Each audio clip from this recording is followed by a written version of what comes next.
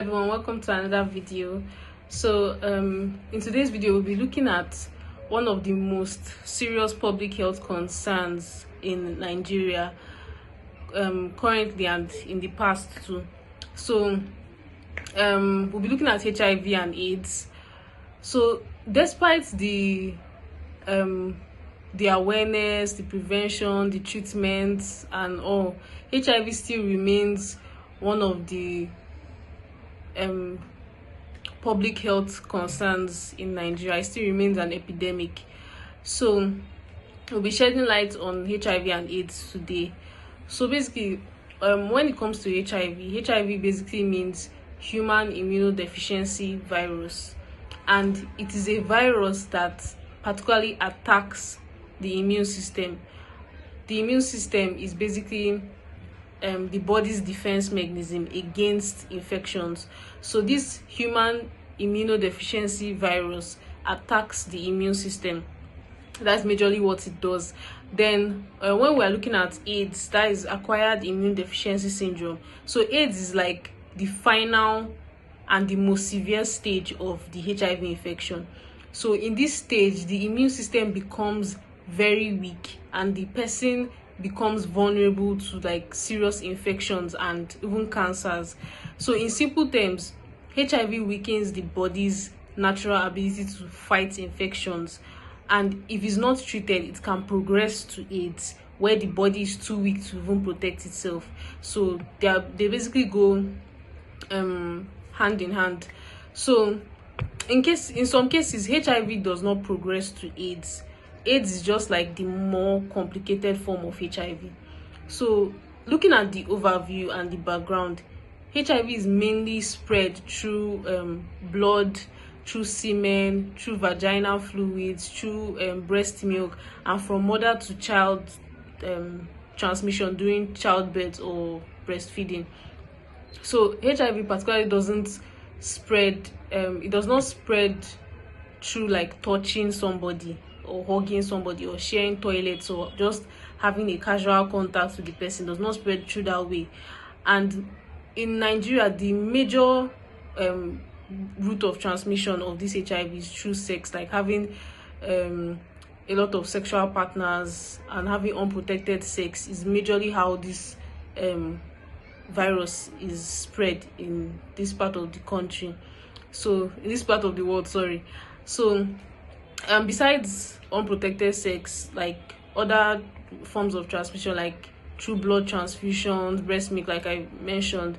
So usually with proper treatment, people with HIV, they can live long, they can live healthy lives, and like I said, there's a possibility of never developing into AIDS. AIDS is when HIV has gone on for a long period of time, and treatment has not been given to the patient. The patient has not even tried to do anything to counteract the virus. So that is when it progresses to the severe stage known as AIDS. So looking at the anatomy of the immune system, so the immune system basically protects the body from infections. So one key type of immune cell is called a CD4 T cell, which is also known as the helper T cell. So this CD4 T cell, it's basically these cells, they help to coordinate the immune system.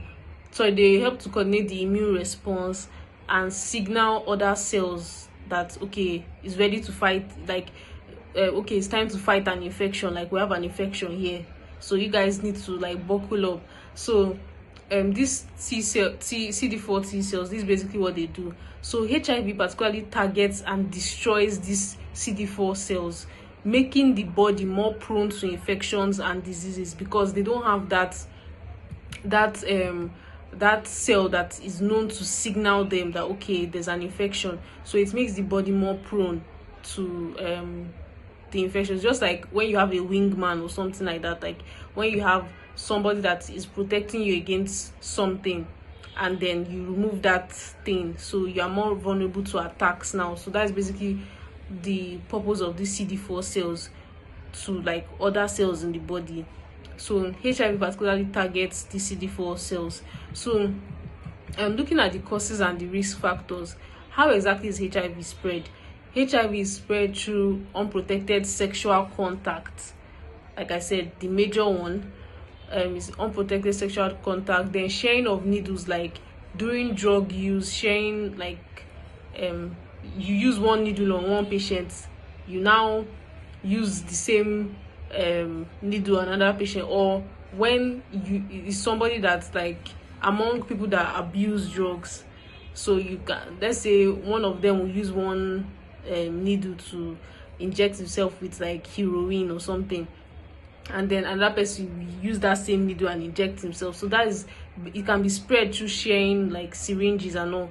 So also from blood transfusions with infected blood. So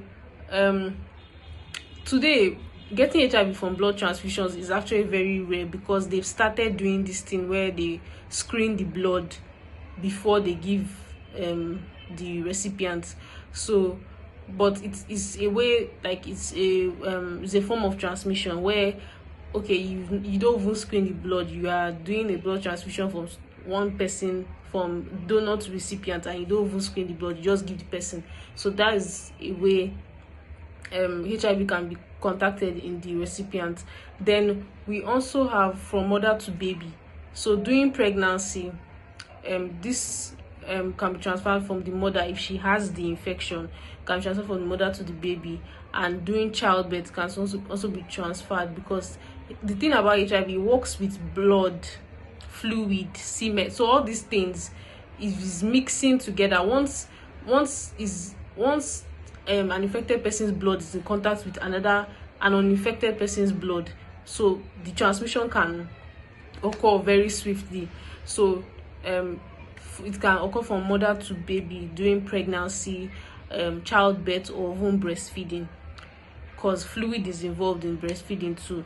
Then sharp injuries to, like having a needle stick injury in a healthcare setting, you can also get this HIV infection.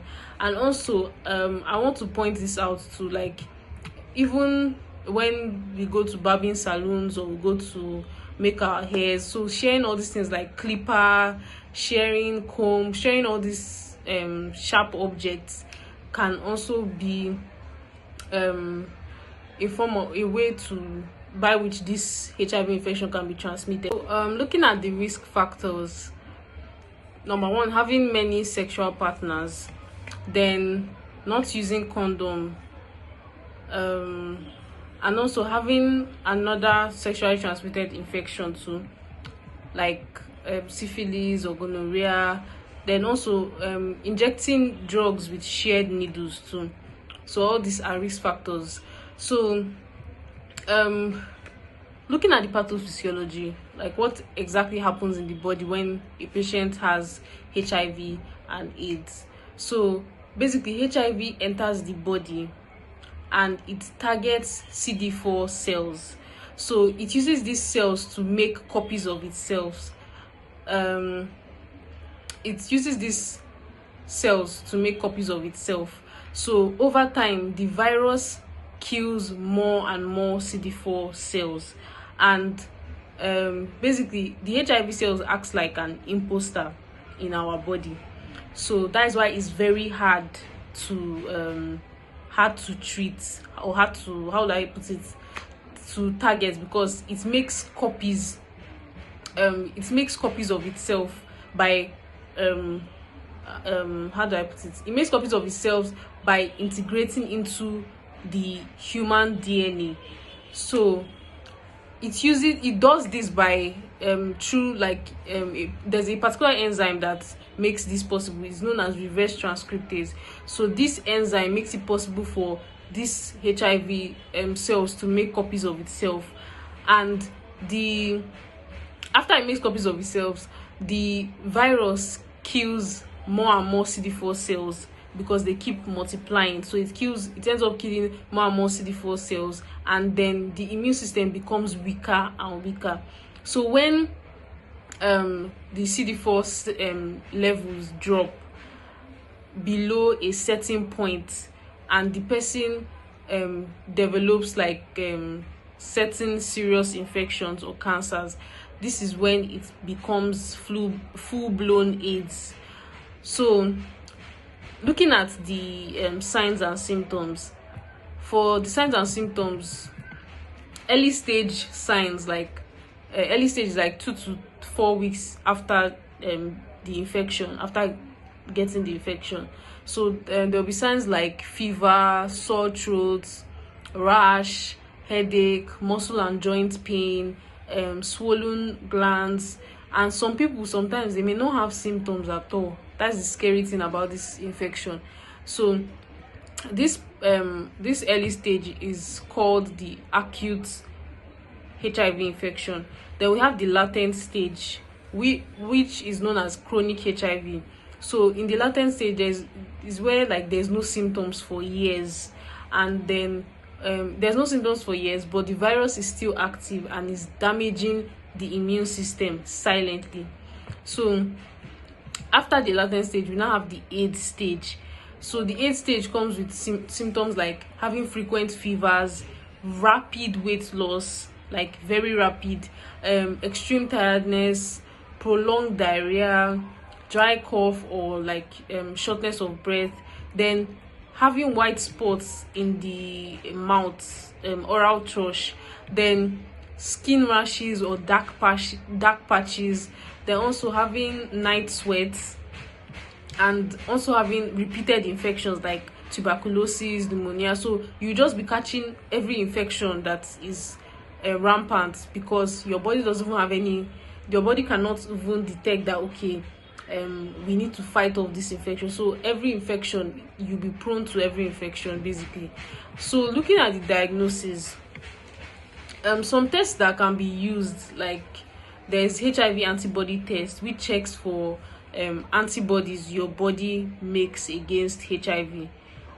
Then there is also antigen antibody test, which detects HIV directly and is usually more accurate in the early onset stages of HIV. Then we have viral load test, which usually measures how much HIV is in the blood. Then there's also CD4 count, which tells how strong the immune system is. So if the count is low, it just means that the immune system is not strong at all, and is a telltale sign that this virus is attacking the immune system. Then looking at the differential diagnosis, so conditions that can have similar symptoms with HIV and must be ruled out, for example tuberculosis, lymphoma, because you have swollen lymph nodes, then chronic fatigue syndrome, because HIV always makes you so tired. So chronic fatigue syndrome, syphilis, and some other autoimmune diseases like, for example, lupus or lupus, however it's pronounced. Then for the treatment, currently there is no cure for HIV stroke AIDS, but medicines can control the virus so well that it becomes almost undetectable and cannot be transmitted. So the treatment that is usually done is the antiretroviral therapy, ART, and this is basically a combination of 3 or more medicines that, number 1, they stop the virus from multiplying, then number 2, they help the immune system recover, and number 3, they prevent the virus from being passed on to another person. Then another thing about this drug combination or this therapy, all the medications, they must be taken daily for life. Like the person cannot stop this medication at any point. So examples of these medicines, they include tenofovir, lamivudine, efavirenz, zidovudine, dolutegravir. So all these drugs are antiretroviral drugs, and they are basically used in different combinations to treat HIV. And the combination is based on, the doctor chooses the combination based on like the availability and the patient's particular condition. So not everybody gets the same combination. So looking at the management, it's better to start treatment early, because even if there are no like, it's better to start treatment early, because sometimes, like I said, HIV does not come with symptoms. There are some people that even if they know that they have a certain condition, they will be like, "Ah, but it's not doing anything. I'm still strong, I'm still agile." Like, it's better to, in this case, it's not good to wait until, okay, something attacks you before you start treating it. So it's good to start early treatment even with no symptoms. Then try to take the medicines every day without missing any doses, and also having routine blood tests to check the CD4 count and the viral load. Then also using condoms to prevent the spread, because currently the major way HIV is being transmitted is through unprotected sex. So using condoms to prevent the spread, and then having regular checkups to screen for infections or drug side effects, and also eating well, avoiding smoking, alcohol, and all these other things. Then for the prevention of HIV, because usually prevention is always 100 times better than cure, so using condoms every time you have sex, and then try not to share needles whenever you are, try not to share needles basically. Then it's good to get tested regularly, because HIV does not just have one route of transmission. Because some people will be like, okay, but I did not have sex with anybody, shebi is only through sex HIV is transmitted. HIV has a lot of ways it can be transmitted, because you can, how do I even put it safe, it has a lot of ways it can be transmitted. So it's better to get tested, because sometimes you might not even know. Like I said, you can get it from your barbing salon, you can get it from your the place where you haven't doing your nails, you can get it there. All these cuticles that they use on the nails, if a lot of people are using one particular cuticle, if a lot of people are using one particular razor, if a lot of people are using one particular, it's easy to, like, you can get HIV without you even knowing. So it's better to get tested regularly. At least I would say once a year is okay. Then ensuring safe blood transfusions in the hospital, ensuring that blood is screened before it's transferred. And then pregnant women that have HIV, they should take medicines to prevent passing it to their baby, because this is an innocent child, and you should always be thinking, like, you should always think about this child's future. So if you are a pregnant woman and you have HIV, it's better to take medications to give your baby a fighting chance, to not ruin the baby's life. Then also there's something as pre-exposure prophylaxis, and it's usually a medicine taken by HIV negative people at high risk of getting HIV. Then there's also post-exposure prophylaxis, which is an emergency medicine taken within 72 hours after potential exposure to HIV. So for the prognosis of HIV and AIDS, with treatment, people with HIV, they can live long healthy lives, and without treatment, the virus continues to weaken the immune system and AIDS develops, so leading to death from infections or from cancers. So usually early diagnosis and adherence to medication is key to living a full healthy life. So in summary, HIV is a virus that attacks the body's defense system, and if it's not treated, it weakens the body so much that a serious disease can easily attack, the serious disease AIDS, and there's no cure yet. So prevention is better than cure, but daily medicines can control the virus, keeping you healthy and preventing spread. So I want to talk about there's a self test kit for HIV. and I want to talk about this self-test kits.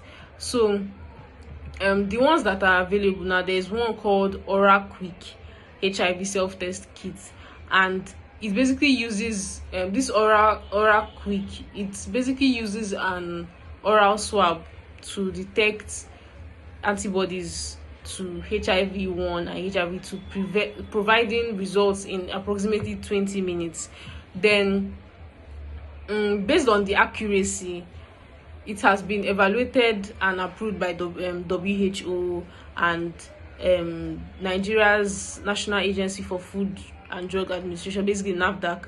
So it has been approved, and it has been specified in detecting about 98.4% of HIV antibodies. Then it's something you can purchase online, and some pharmacies actually have this self-testing kits. And then how this kit is basically used is that first you have to ensure that you haven't eaten, you haven't drank anything, or used like oral care products 30 minutes before the test. Then using it has like a swab. So using the provided swab, you collect oral fluid by swiping it along your upper and lower gums. Then you place the swab into the test tube containing the developer solution. Then you allow the test to process for the specified time in the instructions, which is around 20 minutes. Then you read the results. Usually one line means negative result, 2 lines means positive result, and no lines or unclear results means invalid test. So you have to try it again. So what should be noted is that a positive result should be confirmed with a healthcare professional. So you most of the time when you get the positive result on the self-testing kit, it's best to take this result to the hospital to get a confirmatory diagnosis.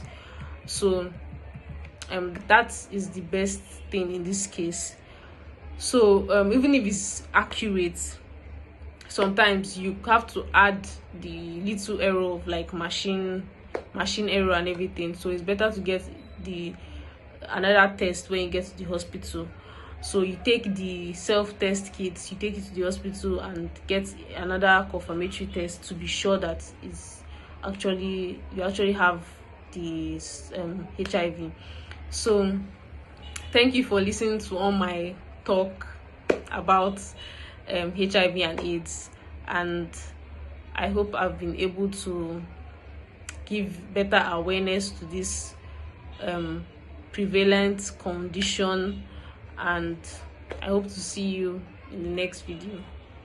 Bye.